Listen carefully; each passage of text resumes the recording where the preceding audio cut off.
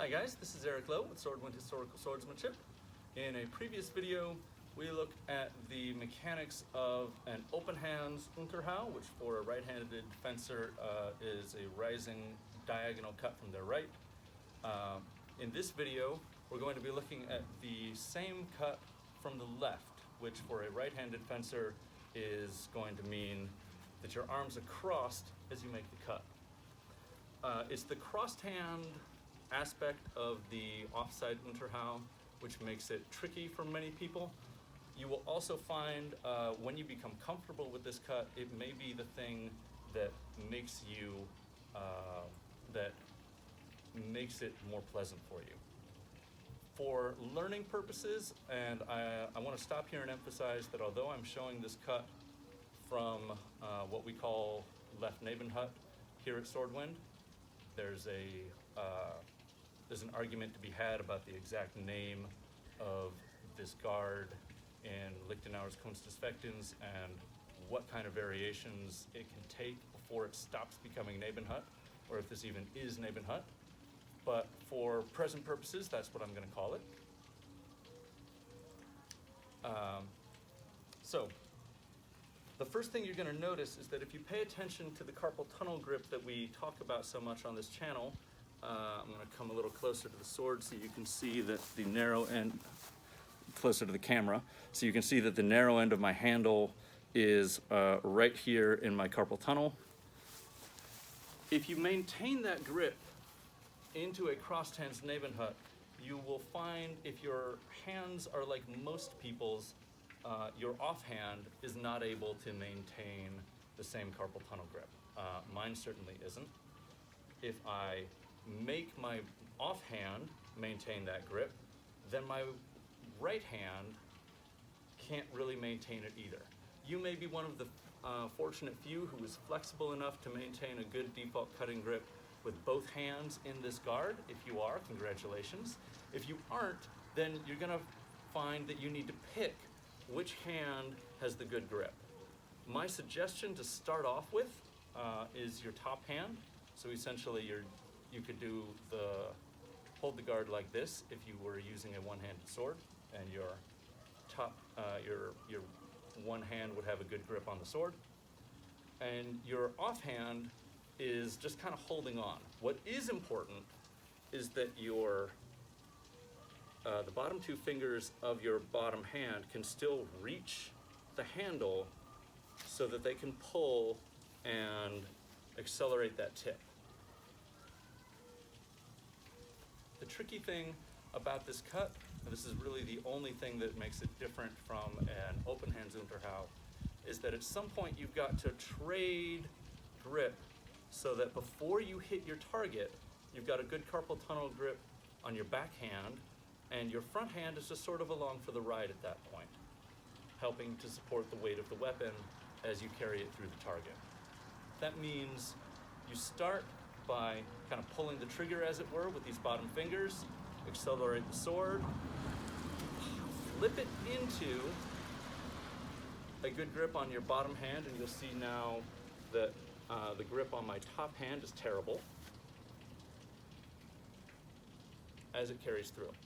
You'll also find, unless your limbs are fairly abnormal, you can't get the sword where it needs to be without some bend in your offhand, in your off elbow, I should say. If you look back at the video we did on an open hands Unterhau, one of the things we emphasize is that you don't want to have these elbows bent. We don't want to see this. I don't want to see this. Both arms straight, pushing the sword forward and up and out to the side. When your wrists are crossed, at least with a small-handled longsword like I've got right now, that's not really anatomically possible. I can make it better by pushing the elbow out here, and I should, but there's always going to be a little bit of bend in this, in the off elbow. That's acceptable, it's okay. We do still want to try and minimize it. And we want to minimize that for the same reason we always want to minimize asymmetry in our arms, which is to make sure that the arms are giving the same vectors into the sword as much as possible so that it's not being pulled off course by one arm or the other. Other than that, the same things apply to a regular Unterhau.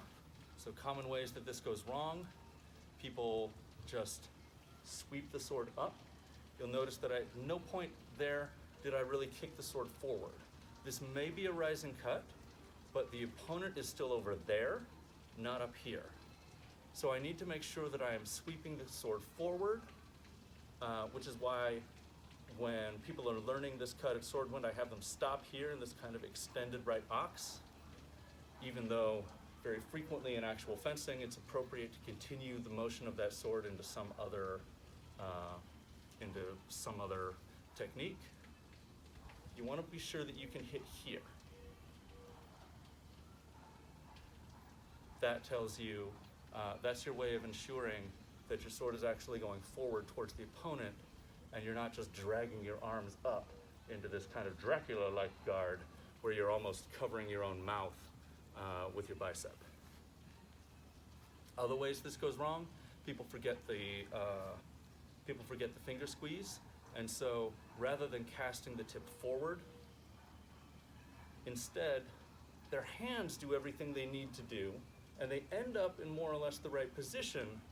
But if you notice where my tip is relative to my hands, all I'm really doing here, I hit my opponent and I'm smearing the edge across them. And while it's certainly not going to be comfortable for my opponent to have my edge sort of smeared across their torso, it's also not going to be especially debilitating, particularly if they're in period clothing before the advent of central heating, when even street clothes could be maybe up to 7 layers of cloth. Straight blades do not slice especially efficiently, particularly long straight blades like this. So it is possible, if I don't remember to kick my tip forward, that I'm actually going to just sort of smear a cut through my opponent's clothing, and I might not even scratch their skin. Even if I do literally break the skin, I'm not going to get the deep cleaving cut that I want. If I'm going for their sword, I'm not going to get the nice percussive action that I want. The last thing that tends to go wrong with this cut is that people wobble in their trajectory. So they know they need to start here, and they know they need to end here, and then something kind of happens, and they end up in the right spot, but they didn't take a straight path from point A to point B. Instead, they make us this sort of J-shaped motion, or maybe they come in from the side, or they go more or less in the middle, but there's a lot of wobble in between. Obviously, none of those are going to cut very efficiently, if they cut at all. So when you are practicing this at home, there's a lot to be said for finding where your beginning point is, finding where your end point is, and just going back and forth between those until you can really visualize a straight line from one to the other, and you can make your sword follow a straight line from one to the other. A couple of reminders about diagonal cutting in general. Particularly when you are starting off, your cuts are almost certainly going to be, they need to be steeper than you think they do. Although I am going from my left side to my right side, and therefore I am actually making a fairly diagonal trajectory, what I am trying to do with my blade, the way I think about this in my mind, is I am trying to keep this as close to myself as possible, and I let my own anatomy dictate the fact that it comes to the right. In other words, I am not thinking to myself, this is a diagonal cut, and therefore I need to come out from my body and sweep like this. I am coming straight up, and that because my arms are connected to my body the way they are, that happens to move the sword to my right. The other thing I need to remember is that I need to be turning my hips. So rather than have my hips squarely forward like this, and just moving with my arms, or having my hips primed to turn off to the side and just moving my arms. I need to move everything together.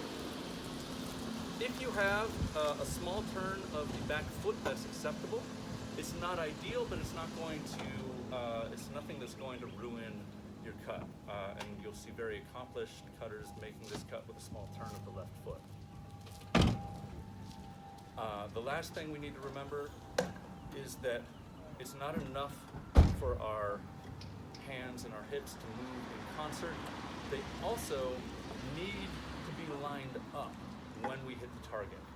So if my target is right in front of me, by the time I hit my target, my belly button needs to be pointed right at this point between my two swords. I don't want to have everything turning at the same rate, and by the time I hit the target, my belly button is pointed over there. Or on the other hand, getting ahead with my hands, and although I'm turned, by the time my sword hits my target, my belly button is still pointed over there. Notice that if I start off in Nebenhut, my belly button is pointed this way, and my hands are actually behind my center line. So they're not in line with that invisible line with my center, which means if I do just move everything at once, my hands are always going to be lagging behind.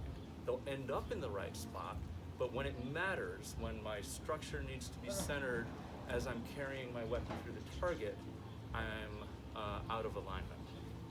That means there's a subtle coordination issue here where I need to squeeze my fingers to catch up to my center line, and then everything can turn in concert. Oftentimes, the way I find that makes most sense to people is you need to start fast with your hands and then actually slow them down a little bit as you turn the rest of your body. However you want to think about that, it is crucial that your hands be lined up with your center line when you actually make contact with your target. I hope that's been helpful. In a moment, I'll be showing this cut with a step and without a step, and we'll see you in the guys' next video.